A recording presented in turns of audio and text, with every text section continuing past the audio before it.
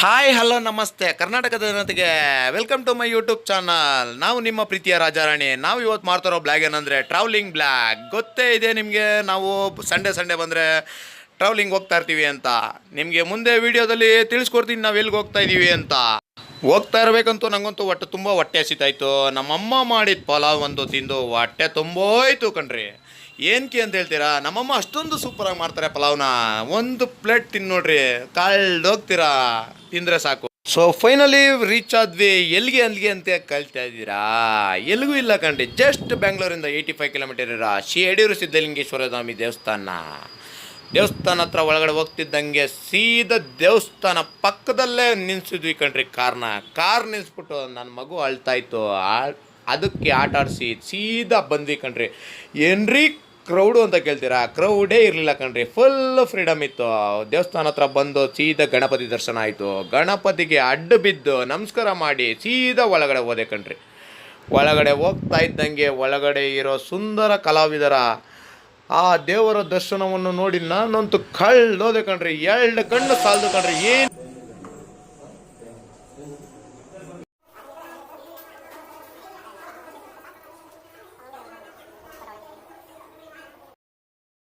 So finally guys, ನನಗಂತೂ ತುಂಬ ಚೆನ್ನಾಗಿ ದರ್ಶನ ಆಯಿತು. ನಿಮಗೂ ಚೆನ್ನಾಗಾಯಿತು ಅಂತ ಅಂದ್ಕೊಂಡಿದ್ದೀನಿ. ಸಿದ್ಧಲಿಂಗೇಶ್ವರಪ್ಪ ಎಲ್ಲರಿಗೂ ಒಳ್ಳೇದು ಮಾಡಪ್ಪ. ಪಕ್ಕದಲ್ಲಿರೋದೇನು ಅಂತ ನೋಡ್ತಾ ಇದ್ದೀರಾ, ಇದು ಸ್ವರ್ಣ ರಥ ಅಂತ ಹೇಳ್ಬಿಟ್ಟು ಹಳೇ ಕಾಲದ್ದು ಚಿನ್ನದ ರಥ. ಇದರಲ್ಲಿ ದೇವ್ರನ್ನ ಕರ್ಕೊಂಬಂದು ಕುಣಿಸಿ ಅದನ್ನು ಮೆರವಣಿಗೆ ಮಾಡ್ತಾರೆ ಕಣ್ರಿ. ಪಕ್ಕದಲ್ಲಿರೋದೇನು ಅಂತ ನೋಡ್ತಾ ಇದ್ದೀರಾ, ಅದು ಬೆಳ್ಳಿ ರಥ ಕಣ್ರಿ. ಅದರಲ್ಲೂ ಮೆರವಣಿಗೆ ಮಾಡ್ತಾರೆ. ಅದ್ರ ಪಕ್ಕದಲ್ಲಿ ಇನ್ನೊಂದಿದೆ ನೋಡ್ರಿ ಮರದ್ದು, ಅದರಲ್ಲೂ ಮಾಡ್ತಾರೆ. ನಿಮ್ಗೆ ಯಾಕೆ ಅಷ್ಟು ಕಮ್ಮಿ. ಸೊ ಫೈನಲಿ ಗಾಯ್ಸ್, ಸಾಚೆ ಹೋಗೋಣ ಅಂತ ಹೋಗ್ತಾ ಇದ್ದೀವಿ.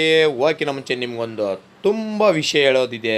ವಿಷಯ ಏನು ಅಂದರೆ, ನಮಗೆ ಹುಟ್ಲಿಂಗ ಅಂತ ಹಾಕಿರ್ತಾರೆ, ಅದೇ ಪುಟ್ಲಿಂಗ.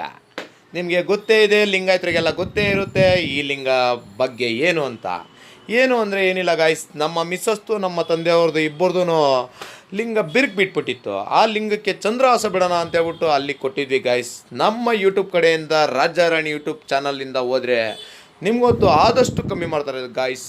ಹೋಗಿ ನಿಮ್ಮ ಹತ್ರ ಏನಾರ ಲಿಂಗ ಬಿಟ್ಟಿದ್ರೆ ರೆಡಿ ಮಾಡಿಸ್ಕೊಳ್ಳಿ.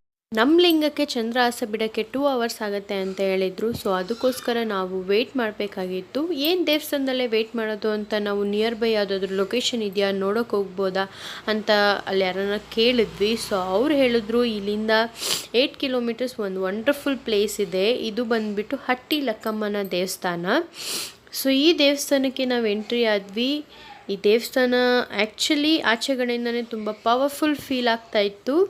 ಈ ದೇವಸ್ಥಾನದಲ್ಲಿ ನಿಂಬೆಹಣ್ಣಿನ ದೀಪ, ತುಪ್ಪದ ದೀಪ ತುಂಬಾ ಒಳ್ಳೆಯದು. ಹಚ್ಚಿದ್ರೆ ನಿಮ್ಮ ಬೇಡಿಕೆಗಳೇನೇನಿದೆ ಅದನ್ನು ನೀವು ಹರಿಸ್ಕೋಬೋದು. ಸೊ ಇದ್ರ ಜೊತೆಗೆ ಔಟ್ಲುಕ್ ನೀವೇ ನೋಡ್ಬೋದು. ದೇವಸ್ಥಾನ ತುಂಬಾ ಚೆನ್ನಾಗಿದೆ.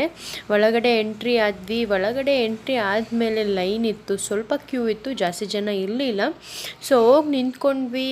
ಆವಾಗ ನಾವು ನೋಡಿದ ಬೋರ್ಡೇ ಲೈಕ್ ನಾವು ಫೋಟೋ ವೀಡಿಯೋಸ್ ಏನು ತೆಗಿಕೂಡ್ದು ಅಂತ. ಸೊ ಅದಾದಮೇಲೆ ನಾವು ಇಲ್ಲಿಗೇ ವೀಡಿಯೋನ ಸ್ಟಾಪ್ ಮಾಡಿದ್ವಿ. ನಾವು ನೋಟಿಸ್ ಮಾಡಿದ್ದೇನು ಅಂತಂದರೆ, ಈ ಟೆಂಪಲಲ್ಲಿ ಸರ್ವಕಾಲವೂ ಉರಿಯುವ ದೀಪ ಅಂದರೆ 24x7 365 ಡೇಸ್ ಕೂಡ ಈ ದೀಪ ಉರಿಯುತ್ತೆ. ಈ ದೀಪಕ್ಕೆ ನೀವು ಕೂಡ ದೀಪದ ಎಣ್ಣೆ ಇಲ್ಲಾಂದರೆ ತುಪ್ಪದ ಎಣ್ಣೆ ಇದನ್ನು ಕೊಡಬಹುದು. ಸೊ ಇದು ಬಂದ್ಬಿಟ್ಟು ದೇವಸ್ಥಾನದಲ್ಲಿ ಸ್ಪೆಷಲ್.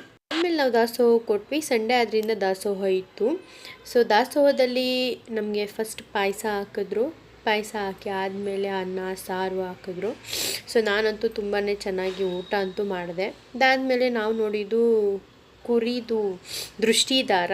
ಸೊ ಇದನ್ನು ನನ್ನ ಮಗನ ಕಟ್ಟಿಸ್ಬೇಕು ಅಂತ ಹಾಕ್ಕೊಂಡೆ. ಯಾಕಂತಂದರೆ ಅವನಿಗೆ ತುಂಬಾ ದೃಷ್ಟಿ ಆಗ್ತಾಯಿತ್ತು. ಸೊ ಅವನು ತುಂಬ ಹೆದರ್ಕೊತಾ ಇದ್ದ ಕೂಡ.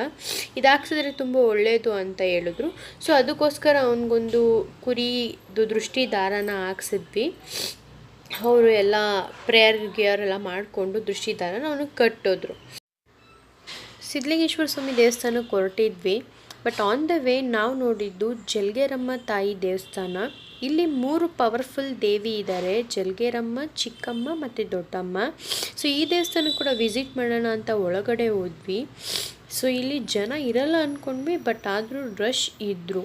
ಹೋಗ್ತಾ ಇದ್ದಂಗೆ ನಾನು ನೋಟಿಸ್ ಮಾಡಿದ್ದೇನು ಅಂತಂದರೆ, ಇಲ್ಲಿ ಏನು ತಂತಿ ಹಾಕಿದ್ರು, ಇಲ್ಲಿ ತುಂಬಾ ಲಾಕ್ ಹಾಕಿದ್ರು, ಪಿನ್ ಹಾಕಿದ್ರು, ಏನೇನೋ ಕಟ್ಟಿದ್ರು.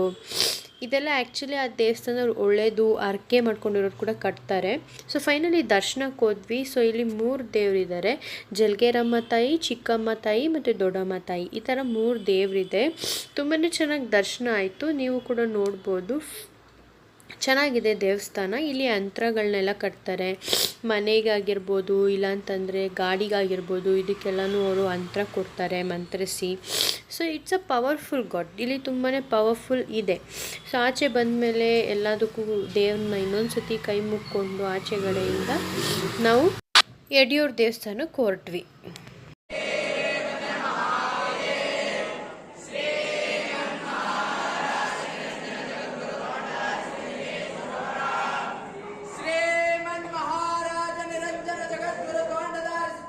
ದಾಸೋಹ ಮುಗಿಸ್ಕೊಂಡು ನಮ್ಮ ಲಿಂಗಗಳನ್ನ ಇಸ್ಕೊಂಡು ಸೀದಾ ನಾವು ಕುಣಗಲ್ ರೋಡಲ್ಲಿ ಆನ್ ದ ವೇ ನಾವು ಹೋಗ್ಬೇಕಾದ್ರೆ ನಾವು ನೋಟಿಸ್ ಮಾಡಿದ್ದು ಗಣೇಶಗಳನ್ನ ಅಲ್ಲಿ ವಿಸರ್ಜನೆಗೋಸ್ಕರ ಬಿಡ್ತಾಯಿದ್ರು. ಇಲ್ಲಿ ಯಾವಾಗಲೂ ಮಧ್ಯಾಹ್ನನೇ ವಿಸರ್ಜನೆಗೆ ಬಿಡ್ತಾರಂತೆ. ಸೊ ಇಲ್ಲಿಂದ ನಾವು ಸೀದಾ ಹೊರಟಿದ್ದು 161 ಅಡಿ ಇರುವಂಥ ಪಂಚಮುಖಿ ಆಂಜನೇಯ ಸ್ವಾಮಿ ದೇವಸ್ಥಾನಕ್ಕೆ. ಸೊ ಈ ದೇವಸ್ಥಾನ ಇದು ಫಸ್ಟ್ ಟೈಮ್ ನಾವು ಹೋಗ್ತಾ ಇರೋದು, ತುಂಬ ಸ್ಪೆಷಲ್. ಇನ್ನು ಈಗ ತಾನೇ ಕಟ್ತಾ ಇದ್ದಾರೆ, ಚೆನ್ನಾಗಿದೆ ದೇವಸ್ಥಾನ. ಸೊ ಇದು ಯಡಿಯೂರಿಂದ 15 ಕಿಲೋಮೀಟರ್ಸ್ ಇದೆ. ಇದು ಕುಣಗಲಿಂದ ಜಸ್ಟ್ ಅಲ್ಲಿಂದ ಒಂದು 8 ಕಿಲೋಮೀಟರ್ಸ್ ಏನೋ ಇದೆ ಅಷ್ಟೇ. ತುಂಬಾ ಚೆನ್ನಾಗಿದೆ. ಇದು ಔಟ್ಲುಕ್ ನಿಮಗೆ ಕಾಣುತ್ತೆ, ಸಖತ್ತಾಗಿದೆ ದೇವಸ್ಥಾನ. ನಿಮಗೆ ದರ್ಶನ ಮಾಡೋಕ್ಕೆ ಸಿಗೋದು ಸತ್ಯ ಶನೇಶ್ವರ ಸ್ವಾಮಿ ದೇವಸ್ಥಾನ. ಅದಾದಮೇಲೆ ನಿಮಗೆ ಈ ಪಂಚಮುಖಿ ಆಂಜನೇಯ ಸ್ವಾಮಿ ದರ್ಶನ ಸಿಗುತ್ತೆ. ದರ್ಶನ ತುಂಬಾ ಚೆನ್ನಾಗಿತ್ತು, ಫೋಟೋಸ್ ಎಲ್ಲ ತೆಕ್ಕೊಂಡ್ವಿ. ಆದರೆ ನಾವು ಒಳಗಡೆ ಯಾವುದೇ ಥರ ಫೋಟೋಸ್ ತೆಗೆಯೋ ಆಗಿರಲಿಲ್ಲ. ಸೊ ನಾವು ವಾಪಸ್ ಮನೆಗೆ ಹೊರಟ್ವಿ. ಮನೆಗೆ ಹೊರಡೋ ಟೈಮ್ನಲ್ಲಿ ನಾವು ಅಂದ್ಕೊಂಡಿದ್ದೇನು ಅಂತಂದರೆ ಬೇಗ ರೀಚ್ ಆಗಿಬಿಡೋಣ, ಮಳೆ ಬರೋಂಗೆ ಆಗಿದೆ ಅಂತ. ಬಟ್ ಆದರೆ ಬ್ಯಾಂಗ್ಳೂರಲ್ಲಿ ಆಲ್ರೆಡಿ ಹೆವಿ ಮಳೆ ಬರ್ತಾಯಿತ್ತು. ಮಳೆ ಜೊತೆಗೆ ನಾವು ಮನೇನ ರೀಚ್ ಆದ್ವಿ. ಸೊ ಗೈಸ್, ನೀವೇ ನೋಡಿದ್ರಲ್ಲ, ನಾವು ಇವಾಗ 4 ದೇವಸ್ಥಾನ ಸುತ್ತಾಕೊಂಬಂದ್ವಿ. ನೀವು ಇದೇ ಥರ ಸುತ್ತಾಕೊಂಬರ್ಬೇಕಾದ್ರೆ ನಮಗೆ ಲೈಕ್ ಮಾಡಿ, ಶೇರ್ ಮಾಡಿ, ಕಮೆಂಟ್ ಮಾಡಿ, ಸಬ್ಸ್ಕ್ರೈಬ್ ಮಾಡಿ. ನಿಮ್ಗೆ ಇದೇ ಥರ ವೀಡಿಯೋನ ಮಾಡ್ತಾಯಿರ್ತೀವಿ, ಬ್ಲಾಗ್ ಮಾಡ್ತಾಯಿರ್ತೀವಿ, ಅದೇ ಥರ ದೇವಸ್ಥಾನ ನೋಡಿಸ್ತಾ ಇರ್ತೀವಿ. ಅಷ್ಟೇ ಗಾಯ್ಸ್, ಬಾಯ್ ಬಾಯ್.